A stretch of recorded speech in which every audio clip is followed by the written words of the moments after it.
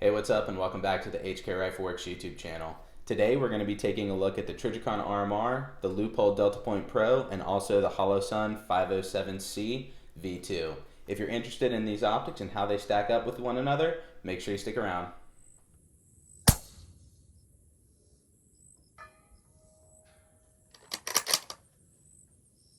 So I was having a conversation recently with a friend on kind of professional end user open emitter optics. And the two that always come up are the Trijicon RMR Type 2 and the Leupold Delta Point Pro. They're by far the most popular. And we kind of were having a conversation on, are these products really worth it? How do they stack up against each other? And can you get something of similar quality at a lower price bracket like the Holosun here? But the main point of the video here is I kind of wanted to compare and contrast the Trijicon RMR Type 2 to the Leupold Delta Point Pro, and then compare it again, or compare the feature set of both of these to another option that you can get like the Holosun. So just a quick background, I probably shoot thousands and thousands and thousands around a quarter. I shoot more like tactfully, competitively, if that makes sense. I'm going to a lot of like tactical stuff.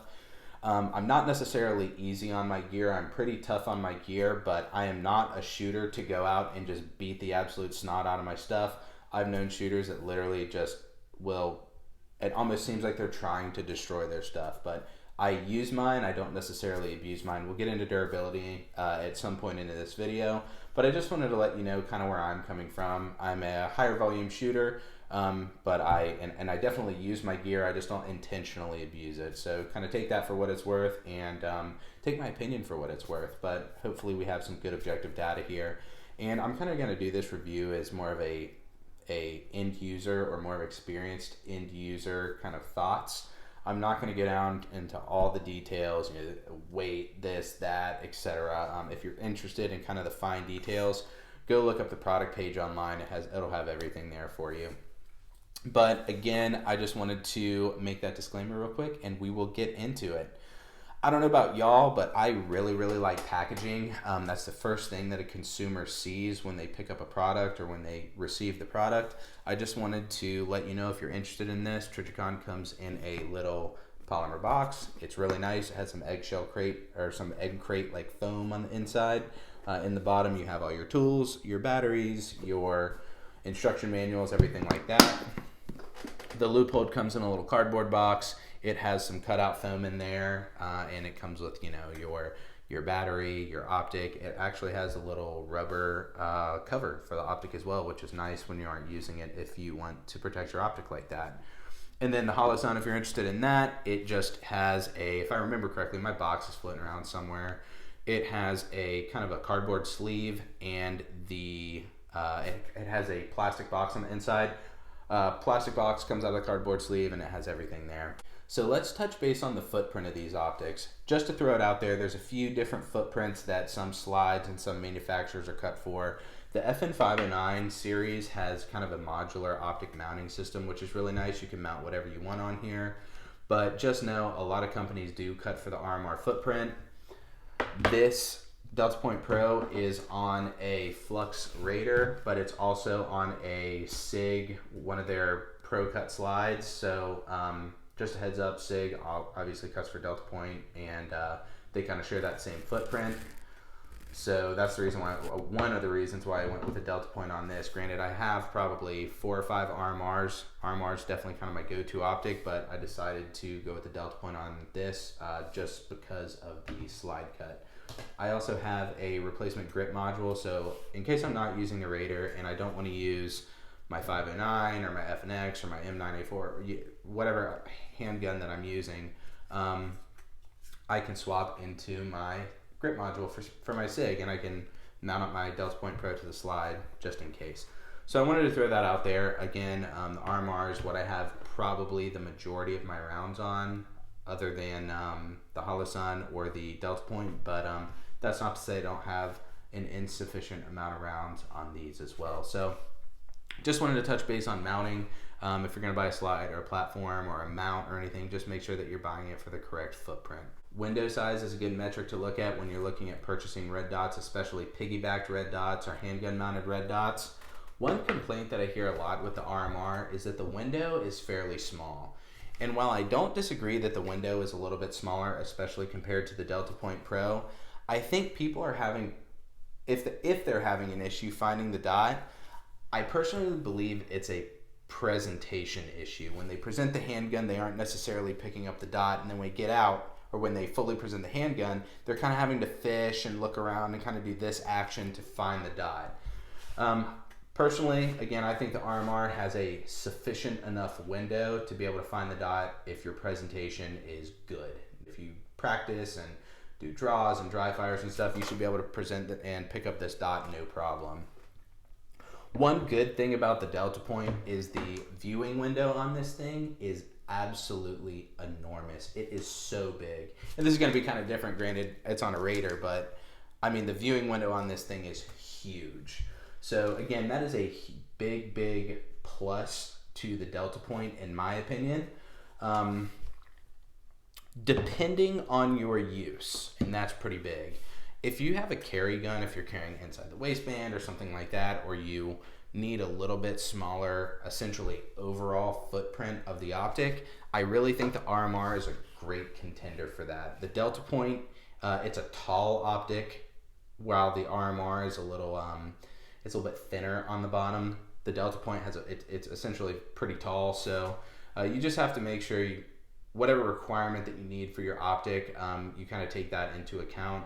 Granted, I don't know if you could see down here, but if I had the taller Delta Point on here, I feel like my iron sights may not be usable, or just barely usable, if that makes any sense, because the optic sits so high right here. One cool thing about the Delta Point that the Trijicon doesn't have is it has a little spot for a rear sight just in case, but like I said, if you're running suppressor height sights, the RMR just doesn't even need it. Just doing a little comparing and contrasting, the Holosun out of the gate, looking at just build quality, the RMR and the Delta Point Pro feel like really nicely built optics, right? You could tell the Holosun is a little bit more cost effective in terms of build quality, stuff like that, but it seems to work really well. The footprint is the same as the RMR, and the window is bigger than the RMR, but smaller than the Delta Point Pro. One thing that I wanted to touch on as well is a notch filter. This is a filter, if you ever look through a red dot and you see kind of like a blue tint, this is a filter that manufacturers put on their glass to essentially increase the service life or increase the efficiency of the red dot, meaning that the red dot or the emitter doesn't have to work as hard to show up in the lens, if that makes sense. In turn, this greatly increases your battery life, right? So taking a look at some of these, if I just go down the list, the RMR has a slight blue tint to it. It's not horrible, but you can tell if you're comparing the glass through the RMR to kind of your peripheral vision, you can see, you could definitely see that there's a slight blue tint on it. The Holosun, it's definitely noticeable to me. It's around the same as the RMR. Granted, the glass quality on the RMR is a little bit nicer than the Holosun, but you could definitely tell the Holosun does have a notch filter on there. While Leupold does as well, you could tell on the Delta Point Pro, the notch filter is much less noticeable. Looks like the clearest option in terms of notch filter out of the three, but the Trijicon is probably a pretty close second if you ask me. So again, that kind of goes into your battery life. Trijicon has a super long battery life. Leupold, and again, I don't have the numbers right in front of me. Leupold, I know, is measurably shorter than the RMR. Again, that probably has something to do with the notch filter, but the Leupold has kind of a motion shake awake kind of feature. I mean, if you just touch this thing, it comes on. So it has some ways to save battery while the RMR is always on. This can be a deciding factor for you if you want a red dot that's always on, or if you want a red dot that shakes awake. It's important to note that the Holosun will do the same in terms of shake awake, and it does have, I guess, a solar backup. Again, I've never let my battery die to the point where I've needed a solar backup, or maybe noticed, to be honest with you. I change my batteries once every year on my birthday, so I don't even think I've been in a position where I've had to use a solar backup. Just important to note that it does have that, and it does have shake awake as well. Touching on battery and how you want to access these batteries, in my opinion, my least favorite here is definitely the RMR. The battery is mounted on the underside. You may need a sealing plate, you may need stuff like that so no dirt or debris will ingress into the bottom of the optic. And if you need to change the battery, even though this battery life is like 5 years or something, it's ridiculous. You do have to remove the optic to change the battery and then reinstall the optic and then lock it back down. I haven't found this to be a huge issue. Granted, if you shoot enough, you may have to adjust your zero when you swap it.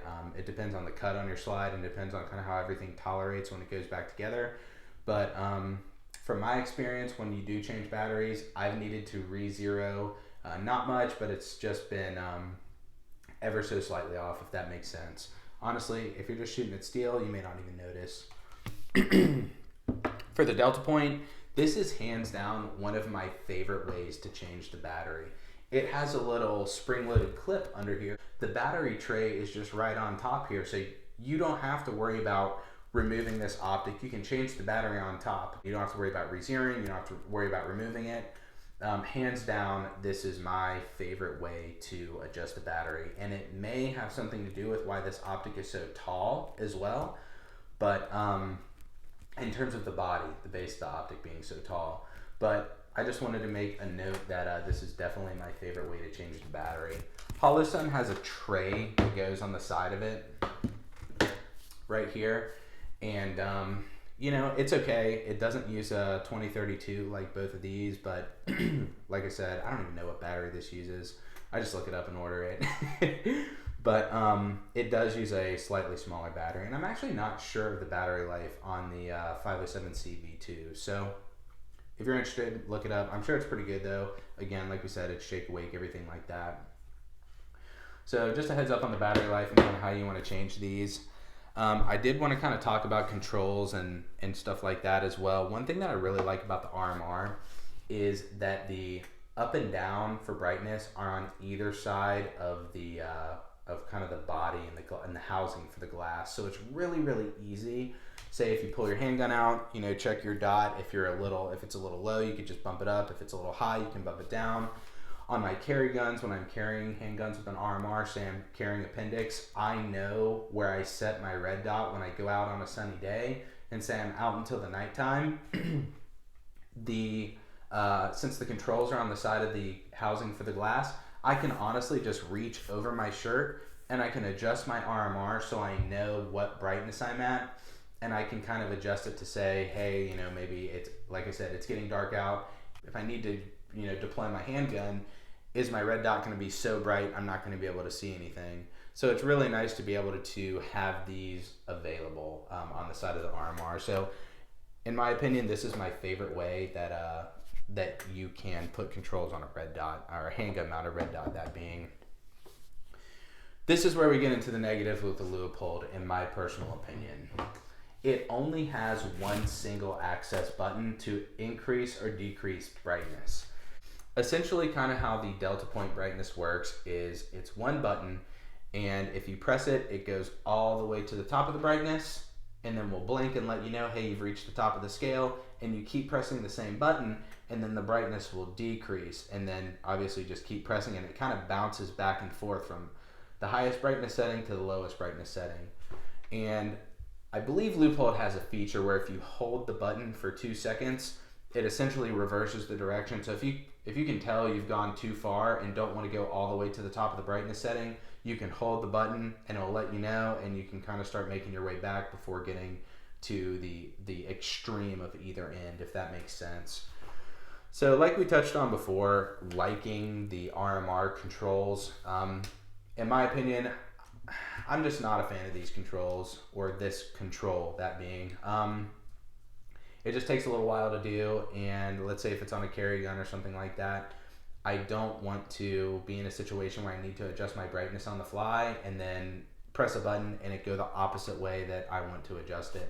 I'd rather have a dedicated up or down button, if that makes sense.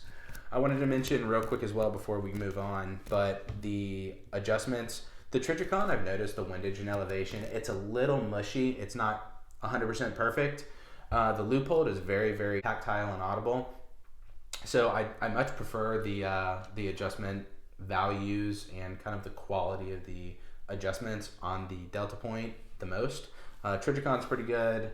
Holosun, it does about the same, but again, I just wanted to touch base on and mention that so you know kind of what you're getting into. But the nice thing is unlike a precision rifle optic where you're picking up turrets, so you have locking turrets and you're dialing left, right, you know, up, down, whatever you need to do.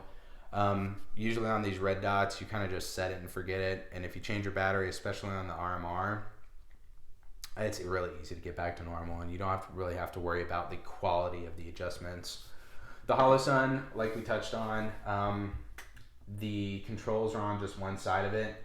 So this is better than the Leupold in my opinion. It does have an up and down, but you know, it's not the same as the RMR. I kind of like the RMR on the opposing side. So the adjustments are pretty good too in terms of elevation and windage, but definitely not to the quality of the Leupold from what I've seen.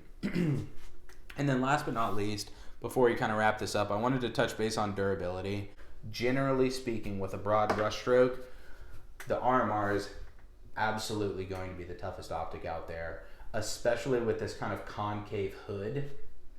Trijicon's done a really good job, and they were the first to patent this hood. So all these other companies can't essentially take this design until the patent expires or lapses, or you know, whatever happens in the business world.